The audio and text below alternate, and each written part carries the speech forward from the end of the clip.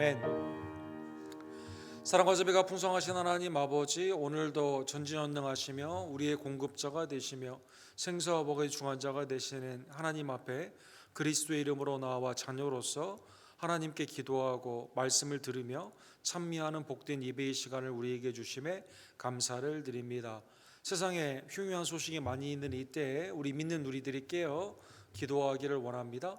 회개 가운데 복음을 증거하고 세상 가운데는 빛과 소금으로 정결케 하는 귀한 역사 주님 허락하여 주시옵소서. 마지막 때 하나님, 우리 교회가 예배의 부흥으로 주님 앞에 결실케 되기를 간절히 원합니다. 때를 따라 돕는 은혜가 예배 가운데 있음을 깨달으며 주님의 전을 사모하며 나오는 지혜들이 풍성해지기를 원하고, 복음을 우리 지역사회와 세계 가운데 증거하는 하나님의 복된 종들 낼 수 있도록 역사하여 주시옵소서. 페루의 사역이 하나님의 은혜의 아름다운 평탄케 하심으로 온전케 진행되기를 간절히 원합니다.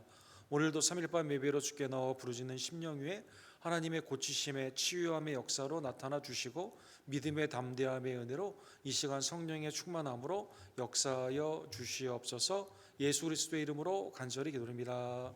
아멘.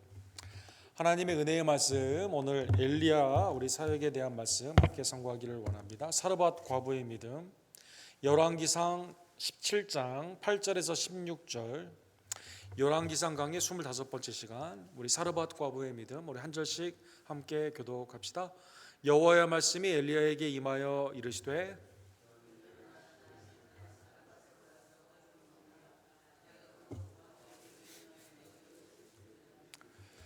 그가 일어나 사르밧으로 가서 성문에 이를 때에 한 과부가 그곳에서 나뭇가지를 줍는지라. 이에 불러 이르되, 청하건대 그릇에 물을 조금 가져다가 내가 마시게 하라.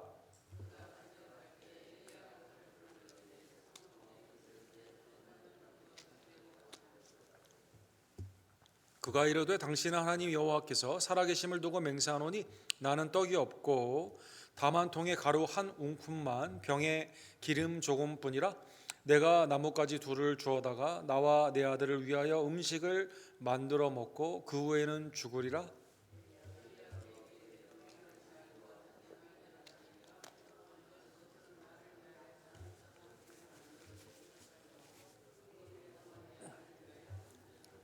이스라엘 하나님 여호와의 말씀이 나 여호와가 비를 지면에 내리는 날까지 그 통에 가루가 떨어지지 아니하고 그 병에 기름이 없어지지 아니하리라 하셨느니라.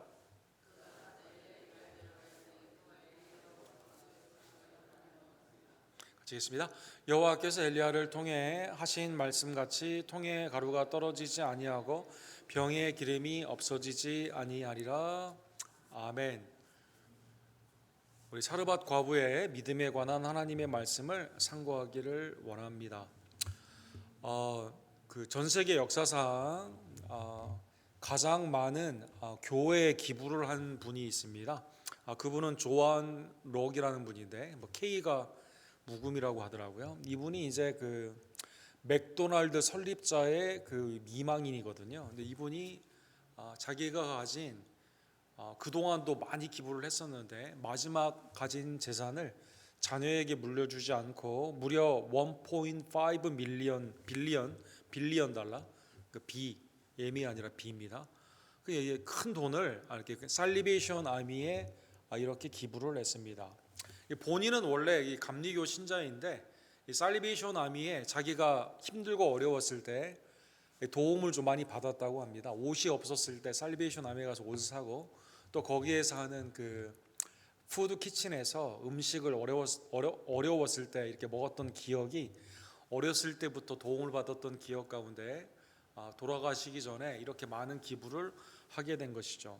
그래서 2003년에 이게 기부가 되었는데요. 지금도 전 세계에 이분의 이름을 따가지고 이 돈이 계속 이렇게 운영이 되면서 살베이션 아미에서 이분의 이름을 가진 그 레크레이션 센터나 교회의 예배당이 무려 180개가 이렇게 된다고 합니다. 지금도 이렇게 지어지고 있다고 합니다.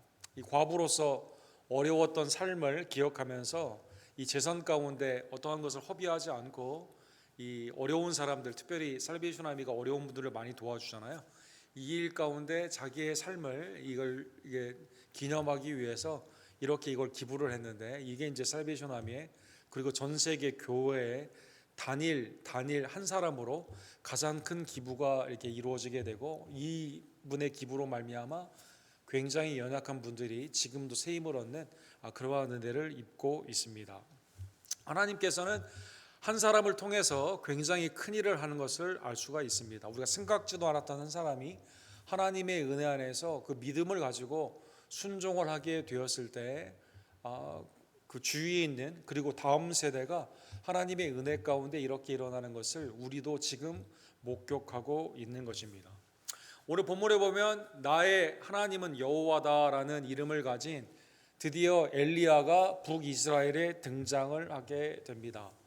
엘리야의 특징은 오늘 본문 그 1절과 2절에 보게 되면, 열왕기상 17장 1절과 2절에 보게 되면 처음부터 이 사람은 디셉 사람이다라고 하면서 갑자기 나타나게 되는 것이죠. 그리고 이 사람이 말을 하게 되면, 내가 말을 하게 되었을 때 땅에 비가 내리지 않게 된다라고 선포를 하게 되고, 이 사역 가운데 하나님 앞에 쓰임을 받게 됩니다. 이것은 기근이나 전쟁이나 전염병이 하나님이 그 북이스라엘이나 남유다 택함을 받은 이스라엘 백성 가운데 회개를 위한 고난의 책찍이거든요. 징계거든요. 그래서 하나님께서 북이스라엘이 특별히 아합과 이세벨의 악한 왕들을 통해서 지금 전적으로 폐역해 있는 바알을 섬기는 우상의 시대에 하나님께서 이것을 통해 돌리기를 원하는, 회개를 촉구하는 그러한 말씀이 되는 것입니다.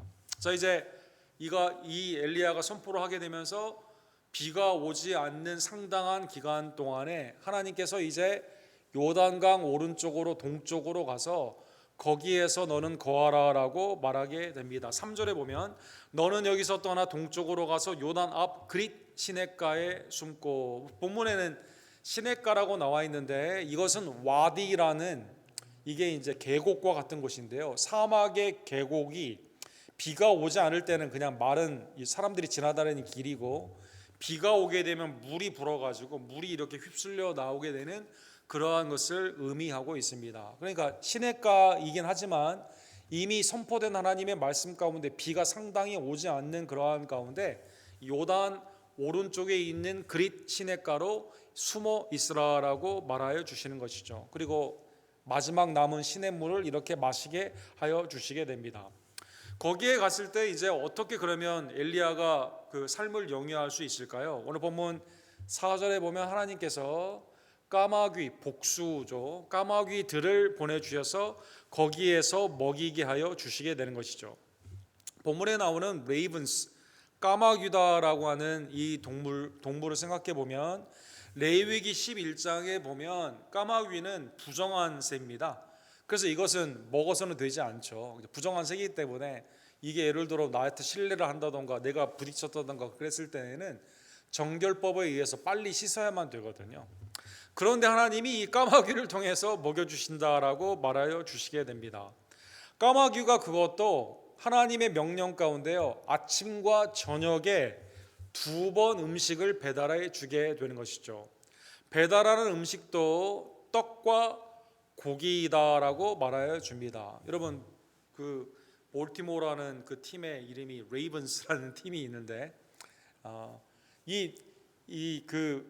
그 까마귀 그 중에 큰 까마귀의 이름이거든요. 본문에 나오는 그 까마귀가요. 이 까마귀가요, 식성이 굉장히 그 강하다고 합니다. 먹는 그 식욕이 되게 강하대요. 그래서 하루에 먹는 그것이 한 까마귀가 보통 2파운드에서 5파운드까지 먹을 수 있다고 합니다. 항상 뭘 입에 씹고 뭘 먹어야만 한다고 합니다. 그러면 이 까마귀가 하나님의 명령을 들었어요. 떡, 고기, 까마귀가 한 까마귀는 아마 그 떡을 갖다 줄 것이고 한 까마귀는 아마 고기를 갖다 줄 겁니다. 하나님의 명령이 있기 때문에 자기의 육체적인 속성은 뭐예요? 먹고 싶겠죠. 빨리 먹어야 잡식이거든요. 까마귀는 뭐든지 다 먹는다고 합니다. 레이븐은. 그래서 이게 먹고 싶겠죠. 근데 이게 물었어요. 씹으면 됩니까? 안 됩니까? 안 되는 거죠. 고기를 씹었어요. 이거 먹으면 됩니까? 안 됩니까? 안 되는 거죠. 이걸 가지고 쭉 날라가지고 누구에게 갖다 줘야 됩니까?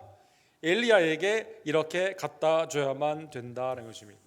그래서 땅에 비가 내리지 아니하므로 얼마 후에 시내가 마르게 되는 이러한 상황 가운데 하나님께서 엘리야에게 이렇게 까마귀들을 통해 음식을 주게 되고 이 사역을 계속할 수 있도록 육신의 힘을 허락하여 주셨다는 것입니다. 성경에 보게 되면 우리 제임스 티소의 그 그림을 보게 되면 아마 까마귀들이 이렇게 아마 날라줬을 것 같습니다. 성경에 보게 되면 사랑하는 성도 여러분, 모든 만물을 창조하신 하나님이요, 이 동물을 통해서도 하나님의 살베이션 히스토리, 구속사에 참여하게 하는 것을 알 수가 있습니다. 예를 들어 창세기 8장에 보게 되면 홍수가 끝났는가 살펴보기 위해서, 육지에 묻이 드러나는가 살펴보기 위해서 그때도 까마귀를 먼저 날리죠.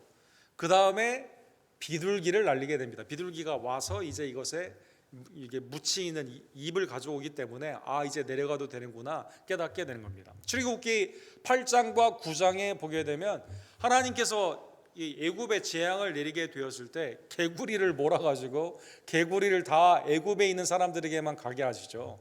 파리떼가 그곳에만 가게 하여 주시게 됩니다. 민수기 22장에 보면 발람이 이 바락 왕에게 돈을 받고 저주를 하려고 하게 되었을 때 3번이나 누가 막습니까?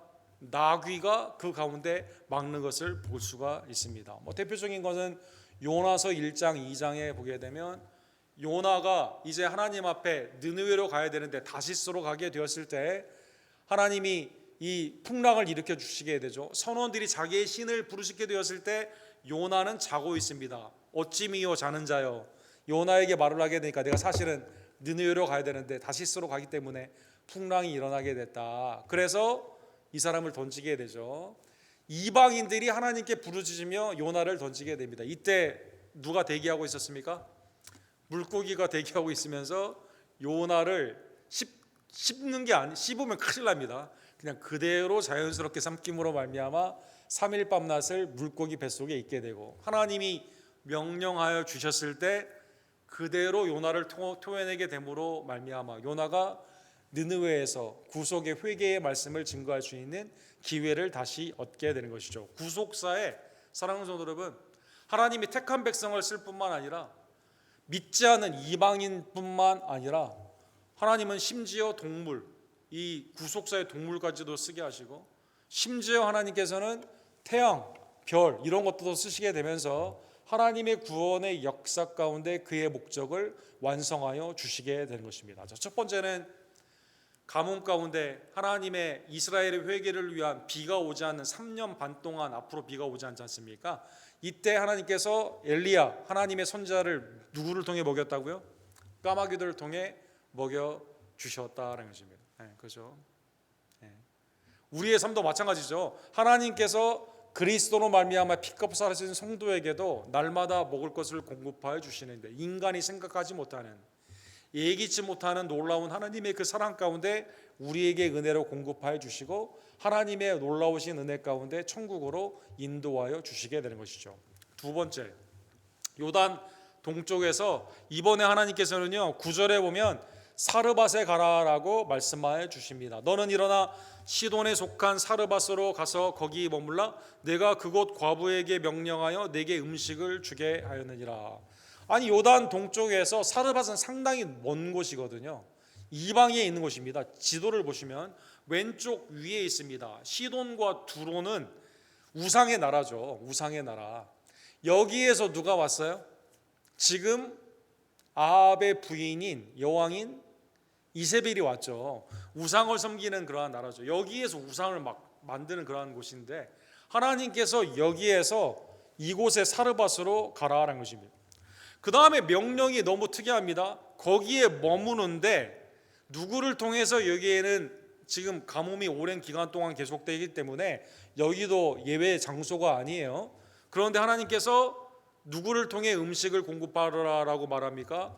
과부에게 명하여 내게 음식을 주게 하였느니라. 그래서 과부가 하나님의 명령 가운데 음식을 대접하게 된다는 것입니다. 자, 첫 번째 까마귀를 통해 먹이는 그것도 부정한 음식을, 부정한 동물을 통해서 하나님의 음식을 받지 않습니까? 하나님의 놀라운 기적의 역사가 정결법이 아니라 생명의 역사 가운데 까마귀로부터 오게 되는 것을 엘리야가 깨닫게 되지 않았습니까?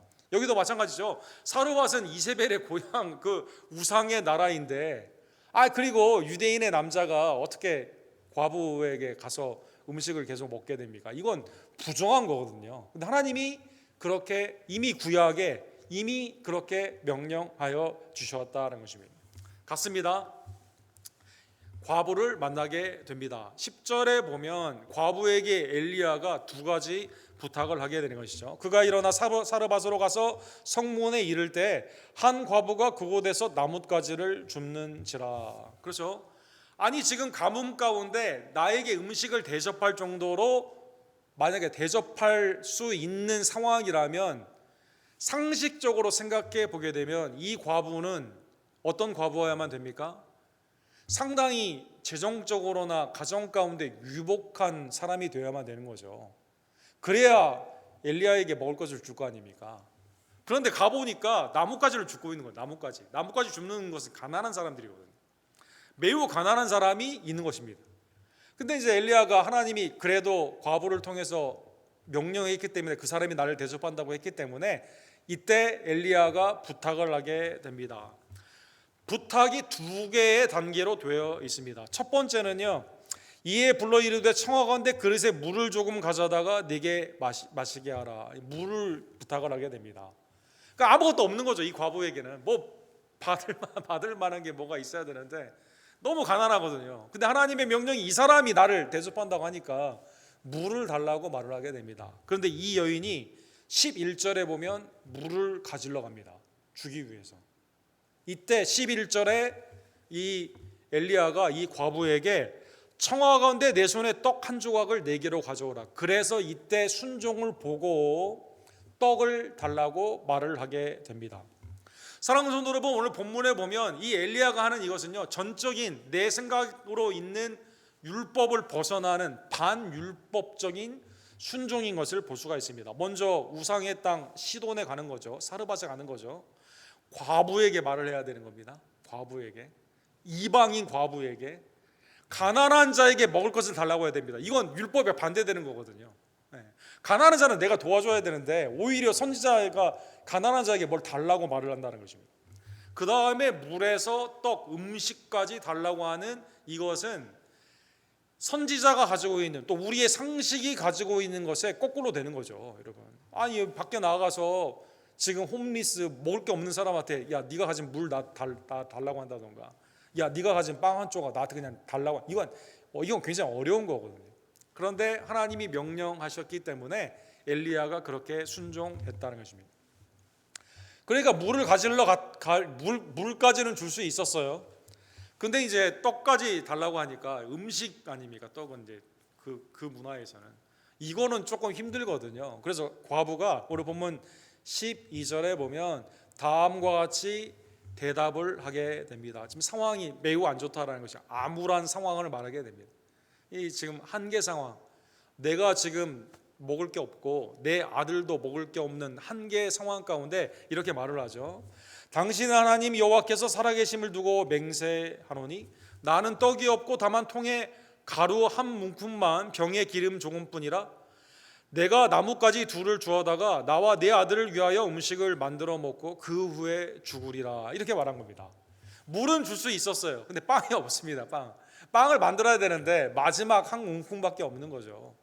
이거 먹고 내 아들과 함께 죽는다라는 그 뜻은 뭘까요? 지금 계속 잘 먹었다가 이게 마지막 남은 게 아니라 그동안도 계속 굶었어요. 근데 마지막 이거 먹고 이제 죽으려고 한다라는 것입니다. 과부의 한계의 상황, 먹을 것이 없습니다.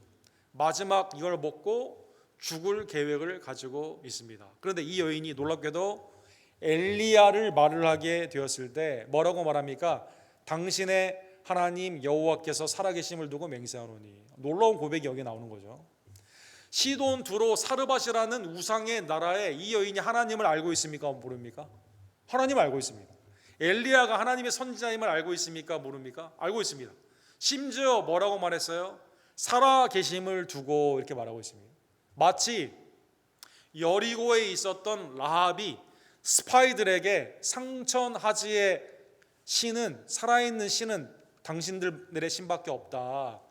애굽에서 나올 때 우리가 그 소식을 들었다라고 말하여 주는 것처럼 이방 여인이지만 하나님의 살아계심을 믿고 그 가운데 자기의 상황을 이렇게 말했다는 것입니다. 즉 이 상황의 암울한 상황에서 이거를 빠져나올 수 있는 소망은 누구에게 있는 거예요? 하나님밖에 없다는 것이죠. 하나님밖에 없다는 것이죠. 그래서 오늘 본문에 엘리야가 이 말을 듣고 이렇게 말을 합니다. 13절에 보면 두려워하지 말고 가서 내 말대로 하려니와 먼저 그것으로 나를 위하여 작은 떡 한 개를 만들어 내게로 가져오고 그 후에 너와 내 아들을 위하여 만들라. 자, 아까 우리 9절에 하나님이 약속하셨죠. 하나님의 약속은 뭐였죠?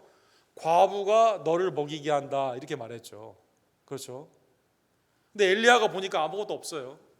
근데 엘리야는 하나님의 말씀을 믿습니다. 과부를 통해 내가 먹게 되는 겁니다. 사랑하는 성도 여러분. 그래서 오늘 본문에 보면 두려워하지 말고 걱정하지 말고 그냥 만든 다음에 나한테 먼저 한번 대접해봐라. 그리고 너와 네 아들을 먹어라. 아까는 한 움큼밖에 없기 때문에 이거는 어머니하고 아들이 겨우 먹고 이제 곧 죽게 되는 거거든요. 그런데 믿음을 촉구하게 되는 거죠, 여러분.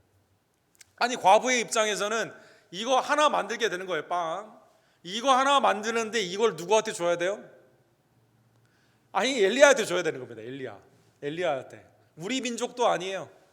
이 사람한테 줘야 됩니다. 사랑하는 여러분. 마치 라합이 스파이들을 살려야 되는 것처럼 국가를 배신하고 반역하여 여리고에서 이 사람을 살리는 것이 내가 살 길이 되는 것처럼 믿음이 필요한 거죠.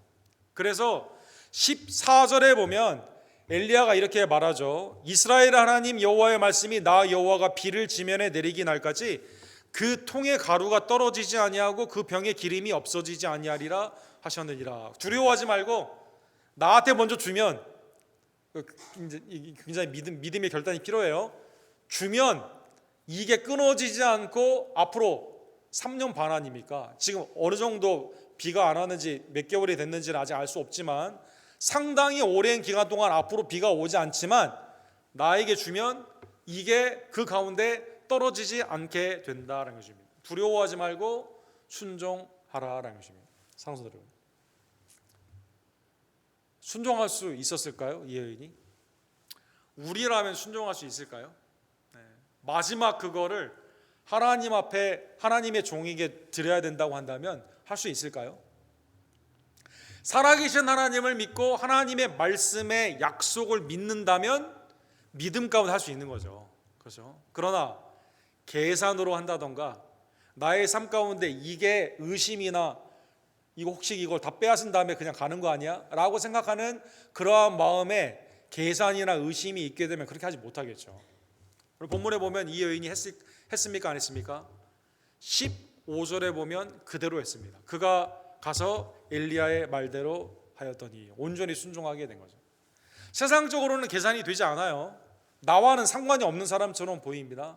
그러나 살아계신 하나님의 그 말씀을 그대로 믿고 의지하여 엘리야에게 주게 됐는데 그와 엘리야와 그의 식구가 여러 날 먹었으나, 그죠?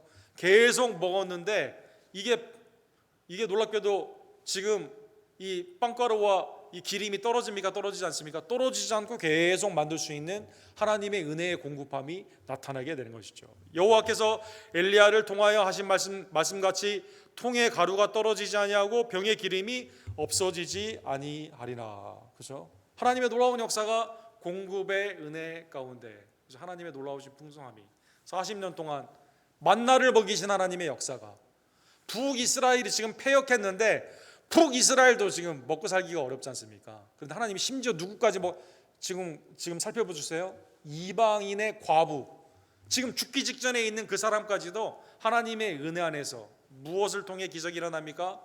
순종을 통해 기적이 일어났다는 것입니다. 그래서 오늘 본문에 보면 과부의 순종은 마지막 음식을 엘리야에게 드림으로 말미암아 말씀을 의지함으로 순종을 하게 되는 것이죠. 하나님의 은혜가 이 순종 위에 이방인 과부로 하나님의 말씀 그대로 엘리야를 하나님이 먹여주셨다는 것입니다. 엘리야는 통로이고 하나님의 은혜 안에서 이 과부를 통해 엘리야가 이 가운데서 이 아합과 이스벨을 피해서 그 가운데서 하나님의 은혜 가운데 이렇게 살게 되게 되는 것이죠. 말씀이 약속대로 성취가 되었다는 것입니다.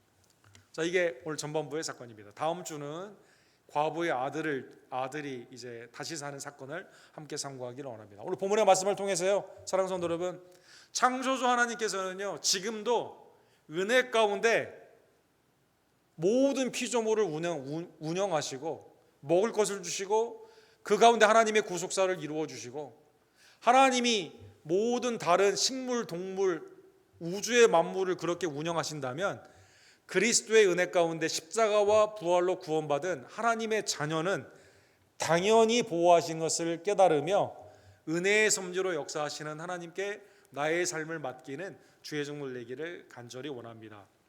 시편 145편 15절에서 16절에 보면 이렇게 시편의 기자가 쓰고 있습니다. 모든 사람의 눈이 주를 앙망하오니 주는 때를 따라 그들에게 먹을 것을 주시며 손을 펴사 모든 생물의 소원을 만족하게 하셨나이다. 모든 사람의 눈이 주를 앙망하오니, 여기는 신자만, 성도만 그렇게 하는 게 아니에요. 모든 사람. 그 다음에 모든 생물이라고 되어 있습니다. 하나님을 앙망하는 이유가 뭘까요? 하나님이 생명의 근원, 공급의 근원이다라는 것입니다.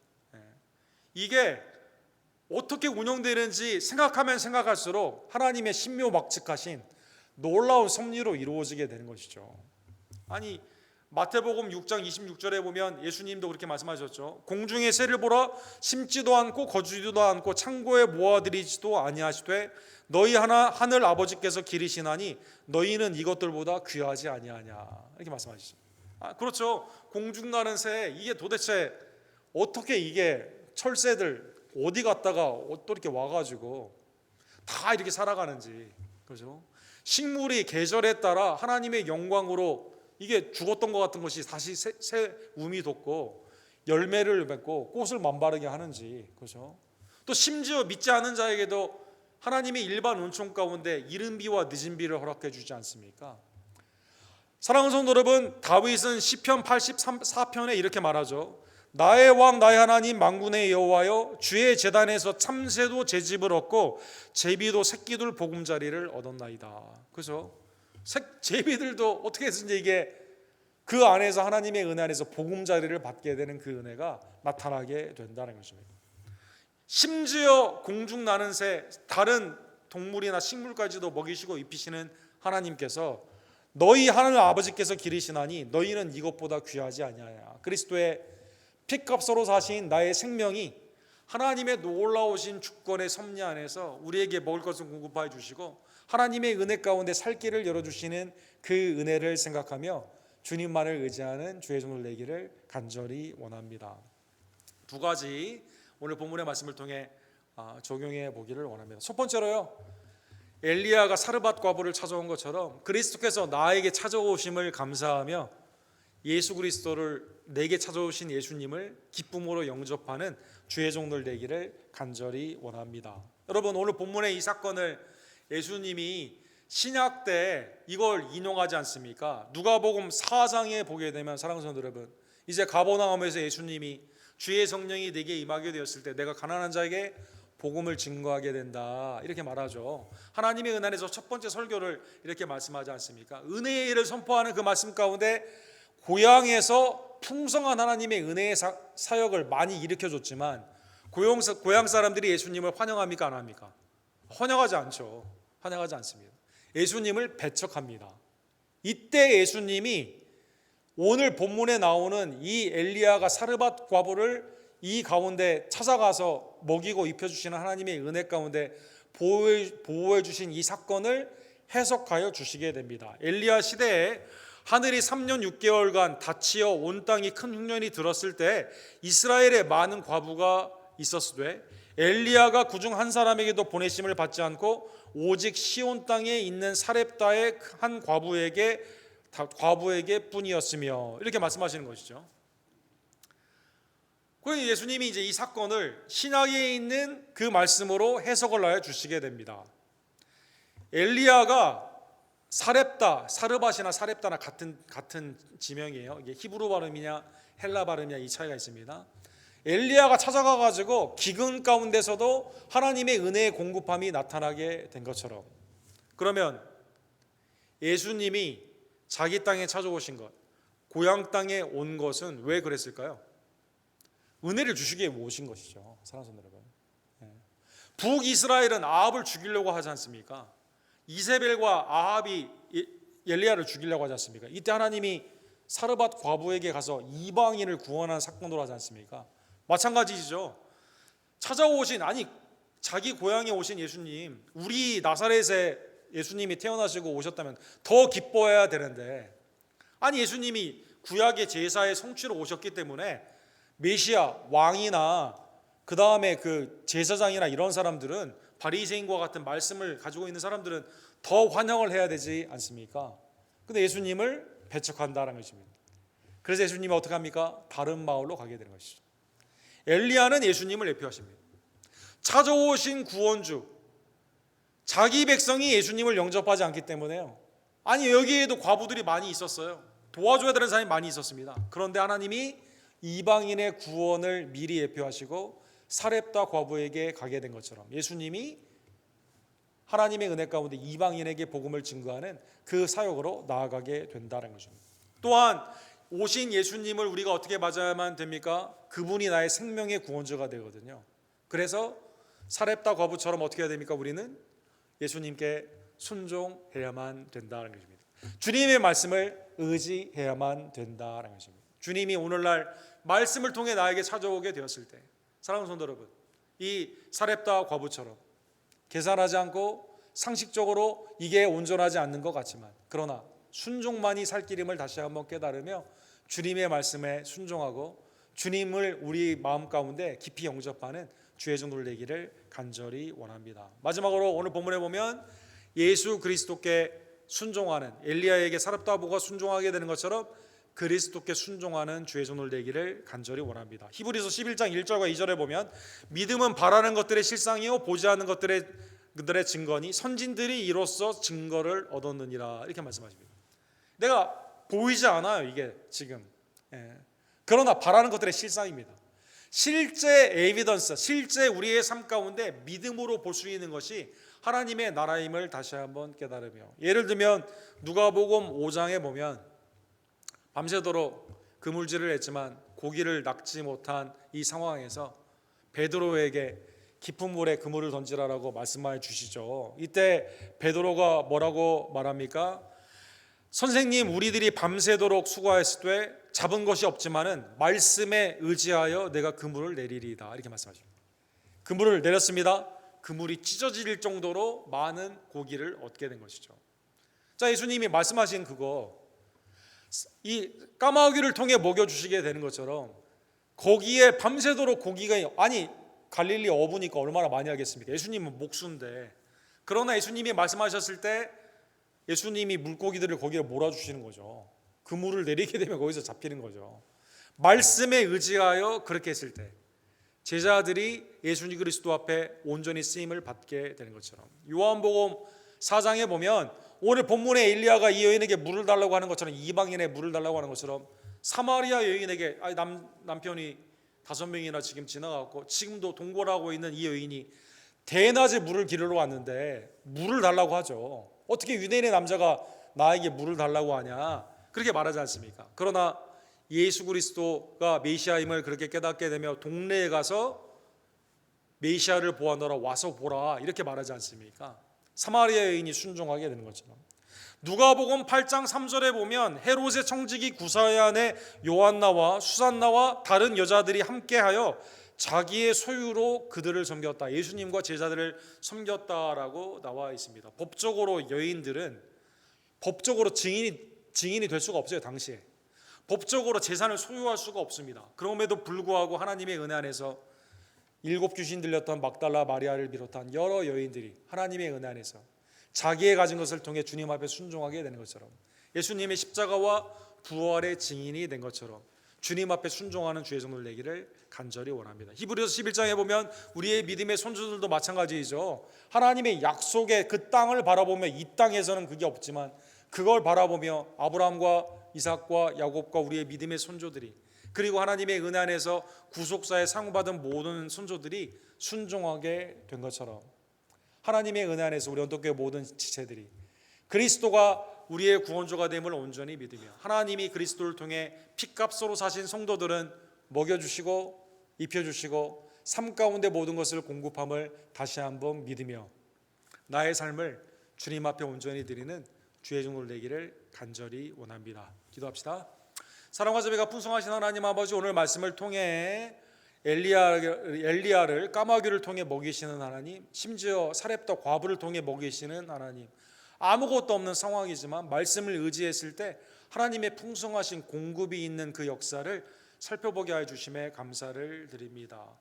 하나님, 40년 동안 만나로 메추라기로 이스라엘 백성들을 먹이시고 그리스도를 통해 오병이어의 기적으로 예수님의 참 생명 되시는 그 은혜를 우리에게 알려주시고 십자가와 부활을 통해 참몸과 참피로 우리에게 생명의 양식 되신 그리스도를 주심에 진심으로 감사를 드립니다. 주님의 아름다운 명령 앞에 내 생각과 세상의 상식을 버리고 오직 순종함으로 주님 앞에 나아감으로 말미암아 모든 동물과 식물들이 하나님의 구속사의 쓰임을 받은 것처럼 우리의 믿음의 선조들이 믿음으로 말미암아 하나님을 기쁘시게 하는 귀한 역사에 참여하게 된 것처럼 우리 언덕교회 모든 수요일에 나온 지체들도 믿음 가운데 하나님의 구원의 역사에 기쁨으로 참여하며 풍성한 삶을 누리는 주의 종들 낼 수 있도록 주님 역사하여 주시옵소서. 예수 그리스도의 이름으로 간절히 기도드립니다.